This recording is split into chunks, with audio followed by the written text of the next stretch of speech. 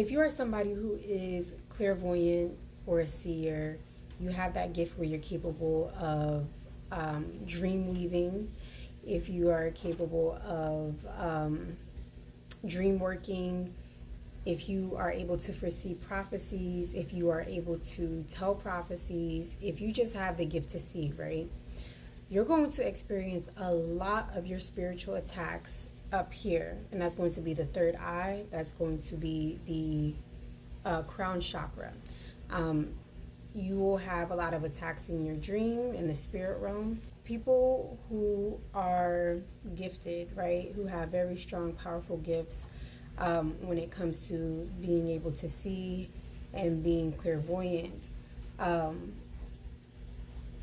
A lot of people have a misconception that when somebody goes through psychosis or psychotic episodes, manic episodes, or whatever the case is, they think for some reason that people are seeing things that don't exist, when it's quite the opposite.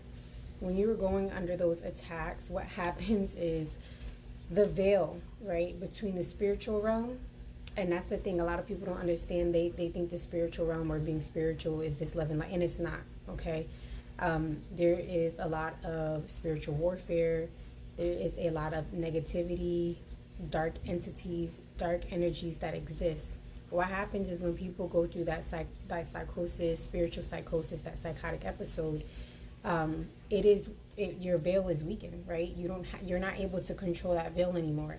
It's like something rips it straight off. So now you are able to see spirits walking around. Now you're able to see the dark energies, the energies that are lingering, right? Because you have to understand, everything is kind of a balance. It's not just all good. It's not just all dark. There's some that's in between, and sometimes you're going to be able to see both, right? But what happens is during those episodes, you will become very, you're no longer oblivious, or no longer able to veil yourself or close that third eye. It's like your third eye busts wide open. And that's why they always tell you, right, when you are opening your third eye chakra, when you're doing third eye chakra work, how important it is for you to take it easy and take it slow. When I was getting my cert to do Kundalini yoga, it was a while before we were able to get to the third eye. Not only that, we had to do practices to slowly open it up, because you can go into a psychotic episode, go into psychosis. And the thing is, when you get into a spiritual psychosis, when you're getting spiritual attacks to your third eye and to your crown, you start to see things. And it's not that you're not seeing things that don't exist. You're seeing everything that exists. And it's so overwhelming for the human body and psyche to be able to even process. It's so difficult for us to, not have control of that anymore. And that's what happens. We're no longer able to control that muscle. The third eye, the crown, those chakras, those are almost like muscles, right? You're unable to control that muscle anymore. The most important thing that you can do, right, and it's not going to just be crystals, it's not just spiritual baths, it's not, feeding certain spirits in order for you to remove whatever is attached to you or whatever is making you have that episode. The most important thing is protecting yourself and grounding yourself and meditating. People don't understand how strong and powerful meditation is, because with meditation, it strengthens your force field. When you are going through spiritual and psychic attacks, that force field is weak, which is why those spirits, those energies are able to show themselves. You're able to see them, right? Because that force field is no longer filtering out or blocking whatever is trying to hurt you or attack you. You're like, just fresh out, born. You're able to just see everything. You no longer have any protection, no protective walls up. So meditation is very key. It's going to be able to strengthen that muscle. Is going to strengthen your auric field and your protective field, so that you're not experiencing these attacks.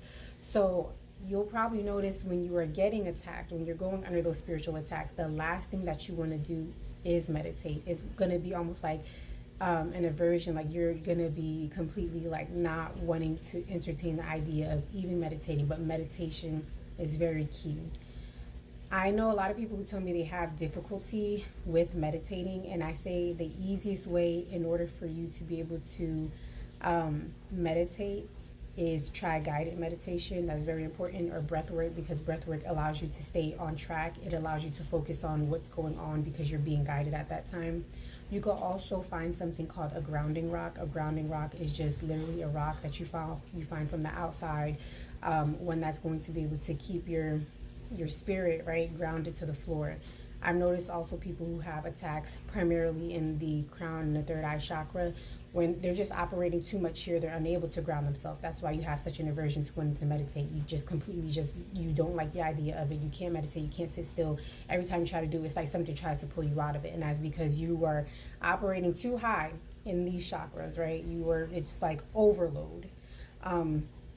But another tip you can do when you're meditating is the brick wall. I think the brick wall is probably my favorite method with strengthening my force field so nothing's able to enter. I'm able to filter things out. I'm not allowing anything to come in and try to, expose itself or show itself to me you cannot enter without my permission. That's not going to happen. But the brick wall method is literally, you give yourself about 5 to 10 minutes, and the only thing you're going to do is think of a brick wall. Nothing is going to come through that brick wall. And even if you're just sitting there for 5 minutes, if you're starting to have a thought, oh, I'm supposed to do this for dinner. Oh, I'm supposed to do this tomorrow. Oh, I have to do this at work. Oh, I forgot. You allow that thought to come and you pass it by and you think of a brick wall. Something pops up, you allow it to pass by and you think of a brick wall. Nothing is penetrating through that brick wall. It will strengthen your crown and your third eye chakra so that these energies, entities, things are not able to expose itself to you or hurt you or feed on you or weaken your energetic field. So try that method with the brick wall and just envision yourself, whether you want to envision yourself in third person or I just usually look at a brick wall when I'm doing it and nothing is able to come in. That's the most important thing when we talk about spiritual hygiene and protection and everything like that. You don't always need to go out and buy these fancy tools. You don't need to always, have these beautiful crystals. You don't need that. Sometimes all you need is what you have. We came into this world with nothing, and you can still, when you're doing spiritual practices or magic, I always like to do things very minimal. And I'm telling you, the brick wall method, if you are having a lot of psychic and spiritual attacks, if you are always getting attacked in your dream, if you're always seeing things that you don't want to see, or you feel like you're being exposed to things and you're like, why does it feel like my energy is weakened? How are these things getting through? Meditate. Meditate, protective meditation, strengthening your auric field, strengthening your force field, and do the brick wall method because that always seems to work for me, but just thought I would share the message in case somebody out